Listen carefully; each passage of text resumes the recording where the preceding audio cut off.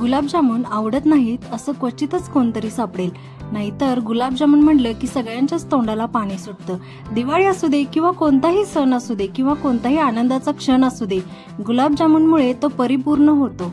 गुलाबजामुन थोडे जास्त क्वांटिटीमध्ये बनवायचे म्हणले की काहीतरी थोडा छोटा मोठा प्रॉब्लेम असा होतच राहतो. परंतु इथे मी आज तुम्हाला या व्हिडिओमध्ये परफेक्ट असं अर्धा किलो गुलाबजामुनचं प्रमाण सांगणार आहे. आता तुम्ही व्हिडिओमध्ये पाहतच आहात, अशा पद्धतीनं असे मस्त गुलाबजामुन बनवून तयार होतात. ते पाकात विरघळतही नाहीत किंवा तेलातही असे फुटत नाहीत. आता तुम्ही व्हिडिओमध्ये पाहतच आहात, अतिशय सुंदर असे बनवून तयार झालेले आहेत आणि रंगही गुलाबजामुनला खूप सुंदर आलेला आहे. व्हिडिओमध्ये जरी असले तरी दिसता क्षणी तुम्हाला खावेसे वाटणार. पाकाचं प्रमाण योग्य असेल आणि गुलाबजामुन हे व्यवस्थित भाजले असतील तर आता तुम्हाला मी इथे व्हिडिओमध्ये दाखवत आहे, अशा पद्धतीनं रसरशीत असे गुलाबजामुन बनवून तयार होतात. इथे तुम्ही पाहत आहात आता व्हिडिओमध्ये गुलाबजामुनमध्ये आतपर्यंत पाक मुरलेला आहे आणि इथं जास्त वेळही आपल्याला मुरत ठेवायची गरज लागत नाही. ते आता तुम्ही पाहत आहात 10 मिनिटातच अशा पद्धतीनं गुलाबजामुन आपले मुरलेले आहेत. पटकन बनवून तयार होतात. याच्यासाठी रात्रभरही मुरवत ठेवायची गरज लागत नाही. या किलोच्या पिठामध्ये इथे 100 ते 120 गुलाबजामुन बनवून तयार होतात. म्हणजे तुम्ही गोळे जशा प्रमाणात करता, लहान करत असाल तर त्याचे जास्त होतील आणि मीडियम साईज मध्ये कराल तर त्याचे थोडे प्रमाणात म्हणजे 100 भर तर होतीलच.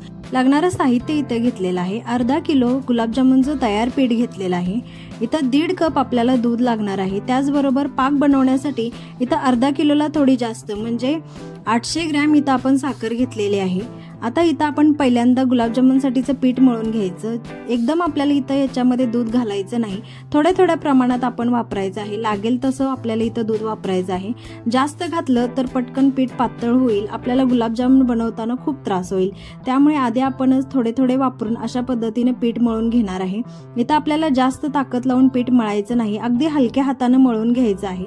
आपल्याला अर्धा किलोचं पीठ मळण्यासाठी 1.5 कप दूध पुरेसं होतं. जास्त दुधाचीही गरज लागत नाही. 1.5 कप दुधामध्ये आपलं पीठ मळून तयार होतं. पातळ बनवायचं नाहीये आपल्याला इथं पीठ जास्त. हलक्या हाताने पीठ मळल्यामुळे आपले गुलाबजामुन फुगायलाही मदत होते. इथे आता अशा पद्धतीने आपलं पीठ मळून तयार झालेलं आहे. जास्त घट्टही नाही मळायचं, नाहीतर आपण जे गोळे बनवत आहोत त्यावेळेस आपले गुलाबजामुन फुटले जातात आणि तेलातही फुटतात. त्यामुळे थोडंसं मऊसूर आणि थोडंसं कठीण असं मळायचं आहे पीठ. इथं आता गुलाबजामुनचे गोळे बनवत असताना तुम्ही व्हिडिओमध्ये पाहत आहात, दोन्ही हाताच्या मध्ये आपल्याला असं प्रेस करून थोडा गोळा मळायचा आहे आणि मग आपल्याला गोल आकार द्यायचा आहे त्याला. म्हणजे त्याला बाहेरून अशा चिरा पडणार नाहीत, म्हणून असं हाताच्या मध्ये असं प्रेस करत आपल्याला इथं गोळा बनवून घ्यायचा आहे. म्हणजे असा परफेक्ट गोळा बनवून तयार होतो. याला कुठेही साईडला अशा चिरा पडलेल्या तुम्हाला दिसणार नाहीत. अशा पद्धतीनं दोन्ही हाताच्या मदतीनं परत एकदा मी तुम्हाला इथं दाखवत आहे, अशा पद्धतीनं तुम्ही असं गोळं बनवून घेऊ शकता. अर्धा किलो पीठ असल्यामुळे थोडा जास्त वेळ लागतो, म्हणून आपण अशा पद्धतीनं भराभर असे गोळे बनवून घेऊ शकता. आता दुसरी पद्धत म्हणजे आपण चपातीला ज्याप्रमाणे गोळा बनवून घेतो, असं बोटाच्या मदतीने आत प्रेस करत करत आपण गोळा बनवून घेतो. म्हणजे साईडनं व्यवस्थित गोळा असा मऊसूत व्हायला पाहिजे आणि त्याची परत आपण अशा पद्धतीनं थोडं राहिलेलं पीठ काढून घेतो. त्याच पद्धतीनं तुम्ही इथे गुलाबजामुनचे हे गोळे बनवून घेऊ शकता. ही अगदी परफेक्ट पद्धत आहे. तुम्हाला गुलाबजामुन अजिबात तेलामध्ये फुटणार नाहीत, असे परफेक्ट असे गोळे बनवून तयार होणार.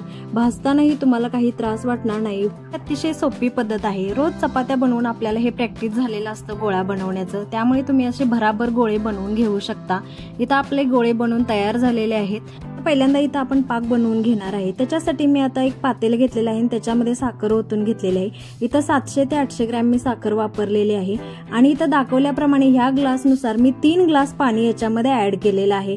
तुम्हाला या अर्धा किलोच्या पिठासाठी 3 ग्लास पाणी गरजेचंच आहे. म्हणजे पाक पुरेसा आपल्याला असायला पाहिजे गुलाबजामुन व्यवस्थित आपले मुरण्यासाठी. त्यामुळे इथे 3 ग्लास पाणी आपल्याला लागणार आहे. आता याच्यामध्ये 2 वेलची मी चेचून टाकलेल्या आहेत. अशा आपल्याला इथं पावडर करायची गरज लागत नाही, फक्त थोडं चेचून इथं आपण वेलची इथं वापरायची आहे. आपला तयार होईपर्यंत आपण इथं गुलाबजामुन तयार करून घेऊया, म्हणजे तळून घ्यायचे आहेत. पहिल्यांदा तेल घेतलेलं आहे कढईमध्ये. तेल गरम झालेलं आहे की नाही हे आता थोडंसं पीठ टाकून चेक करून घ्यायचं. अशा पद्धतीने आपल्याला जास्त कडक ही तेल वापरायचं नाहीये. इथं तेल गरम झाल्यानंतर गॅसची फ्लेम मीडियम वरती करायची. कडक तेल असेल तर गुलाबजामुन आपले कठीण होतात, आतून कच्चे राहतात आणि बाहेरून कवर त्याचा कठीण होतो. त्यामुळे असं मीडियम फ्लेमवरतीच आपल्याला अशा पद्धतीनं गुलाबजामुन फुगेपर्यंत ठेवून द्यायचे. नंतरच आपल्याला झाऱ्याच्या मदतीनं हलवायचे आहेत. पहिल्यांदा लगेच गुलाबजामुन तेलामध्ये सोडल्यानंतर पटकन हलवायचे नाहीत, ते फुटण्याची शक्यता आहे. त्यामुळे गॅसची फ्लेम आपल्याला मीडियम ठेवायची आणि ते पूर्ण फुगेपर्यंत आपल्याला अजिबात त्याला हलवायचं नाही. अशा पद्धतीनं टमटमीत असे फुगून तयार होतात गुलाबजामुन. पद्धतीनं तुम्ही गुलाबजामुन बनवले तर तुमचे गुलाबजामुन कधीच बिघडणार नाहीत. परफेक्ट हे असं माप आणि रेसिपी आहे गुलाबजामुनची. अशा पद्धतीनं तुम्ही आता गुलाबजामुन मीडियम फ्लेमवरतीच आपल्याला असं सतत हलवत भाजून घ्यायचे आहेत. म्हणजे ते आतूनही फुगले पाहिजेत आणि भाजले पाहिजेत, कच्चे राहायला नकोत. जर ते आतून कच्चे राहिले तर त्याच्यामध्ये पाक मुरत नाही किंवा कठीण झाले तरीही त्याच्यामध्ये पाक मुरत नाही. त्यामुळे आपले गुलाबजामुन बिघडतात. अशा पद्धतीनं आपल्याला सतत हलवत गुलाबजामुन असे भाजून घ्यायचे आहेत. गुलाबजामुनचा रंग हा थोडा डार्कच असलेला छान दिसतो, म्हणजे जास्त पांढरे काढले तर ते चांगले दिसत नाहीत. म्हणून अशा पद्धतीनं थोडा डार्क रंग येईपर्यंत आपल्याला गुलाबजामुन सतत हलवत भाजून घ्यायचे आहेत. रंगही खूप सुंदर आलेला आहे. आता आपण दुसरी बॅच इथे तळून घेणार आहे. तेलामध्ये भाजत असतानाही गुलाबजामुन आपण जास्त एकदम टाकायचे नाहीत, थोड्या थोड्या प्रमाणात. म्हणजे एका वेळेस 5-7च गुलाबजामुन आपल्याला भाजून घ्यायचे आहेत.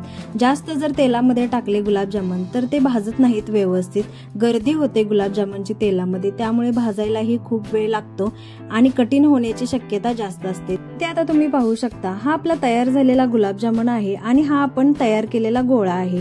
म्हणजे या गोळ्याचा एवढा असा फुगून गुलाबजामुन बनवून तयार झालेला आहे. आता परफेक्ट आणि रंगही सुंदर आलेला आहे. म्हणजे अशा पद्धतीनं तुम्ही परफेक्ट गुलाबजामुन भाजू शकता. आता आपली दुसरी बॅच ही बनवून तयार झालेली आहे. मीडियम गॅसच्या फ्लेमवरतीच आपल्याला इथं गुलाबजामुन भाजायचे आहेत आणि असं झाऱ्याच्या मदतीनं सतत हलवत भाजायचे. म्हणजे फुगतातही व्यवस्थित, आतून भाजलेही जातात व्यवस्थित आणि पाक मुरायलाही व्यवस्थित आपले गुलाबजामुन बनून तयार होतात. आता दुसऱ्या गॅसवरती आपला पाक बनवून तयार झालेला आहे. गुलाबजामुनसाठी परफेक्ट पाक कसा बनवायचा आता इथं मी तुम्हाला दाखवत आहे. अशा पद्धतीने चमच्याला थोडा चिकटसर असं लागलं की आपला पाक बनवून तयार झालेला आहे. इथं आपल्याला काही तार धरेल असा पाक बनवायचा नाहीये. साधारणतः चिकट आपल्याला इथं पाक बनवायचा आहे.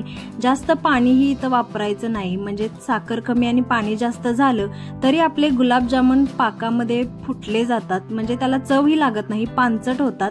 आता इथं तुम्ही चमच्याला असं बघू शकता, थोडंसं चिकट चमचा झालेला आहे. म्हणजे आपला परफेक्ट पाक तयार झालेला आहे. इथं चिकट म्हणजे असं एक चमच्यावरती असं साखरेच्या पाकाचा एक लेअर तयार होतो. अशा पद्धतीनं आपल्याला इथं पाक बनवून घ्यायचा आहे.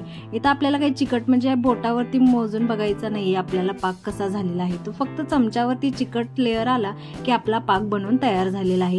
इथे आता गरम पाकामध्येच आपण गुलाबजामुन टाकायचे आहेत. म्हणजे आपले 10 मिनिटात गुलाबजामुन फुगून मुरून तयार होतात. इथं जास्त वेळ आपल्याला मुरवत ठेवायची गरज लागत नाही. पाक गरम असताना म्हणजे गॅस आपल्याला ऑफ करायचा आहे आणि 2च मिनिटं आपल्याला पाक कसं रेस्ट करायला ठेवायचा आणि मग गरम पाक असतानाच आता इथे तुम्ही पाहतच आहात वाफ निघत आहे. म्हणजे गरम पाक असताना आपण याच्यामध्ये गुलाबजामुन ऍड केलेले आहेत आणि लगेच 10 मिनिटात तर आपले असे गुलाबजामुन फुगून तयार झालेले आहेत. परफेक्ट असे आपले गुलाबजामुन बनून तयार झालेले आहेत. आता रेसिपी तुम्हाला आवडली असल्यास व्हिडिओला नक्की लाईक करा, शेअर करा आणि कमेंट करायला विसरू नका रेसिपी कशी वाटली ते. आणि अशाच सिंपल आणि परफेक्ट रेसिपींसाठी चॅनलला नक्की सबस्क्राईब करा. आता आपले गरम गरम रसरशीत असे गुलाबजामुन बनवून तयार झालेले आहेत. अजूनही तुम्ही पाहत आहात व्हिडिओमध्ये वाफ निघत आहे. म्हणजे आपण गरम पाकामध्येच गुलाबजामुन ऍड केलेले आहेत. जास्त गरम पाकातही घालायचे नाहीत. म्हणजे पाक आपला उकळत आहे आणि त्याच्यामध्ये गुलाबजामुन ऍड केले तर आपले गुलाबजामुन शिजून निघतील. त्यामुळे आपल्याला 2 मिनिटं इथं पाक थंड होईपर्यंत ठेवायचा.